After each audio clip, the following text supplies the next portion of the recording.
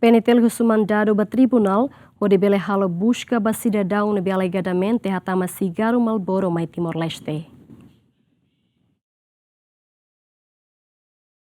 E a quinta semana o Comando Polícia Nacional Timor-Leste levou-se direção ao Serviço de Investigação Criminal na Unidade Polícia Marítima Hamuto com a equipa secreta Z2 prende cigarro Marlboro Mean Hamuto Kaisa Limanulo e a área Casnavar tamba cigarro nebe alegadamente cidadão Balo Hatamane lá em documento legal. Porta-voz interino PNT Superintendente Assistente Mozinho Correia informa PNT detecta ona cidadão nebe comete auto mas bem precisa mandado o tribunal no nebele halo busca ba cidadão sirene. Petune ia ona indício Roma mas bem ta cidadão hetan mas bem processo lá hela espera que tempo bara kita bel hetan. Nini a identidade ita hetan na. Idanema kita recomenda ona ba autoridade judicial para nebele sai mandado Roma para horita halo busca.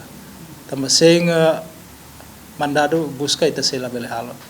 Nebe ita protege ona ita segura ona yang mandado rumah mak kita hala busca ba dane iha indício ona fatinem sita detecta ona emanem sita detecta ona heng para ita localiza ninia paradeiro informação na los kata atividade ne foi los foi halo dala ida ni halo dala baracona o modus nebe kanesan ne tula o armazen pues contacto ba ema serane be katusimu ne ya dalan-dalan para tu desvia autoridade segurança labele detecta kareta sira trek sira nebe ke atu fotine sira parauna ya dalan-dalan pode ba transfer sesansira ne depois sira loriba ne fatin destinado.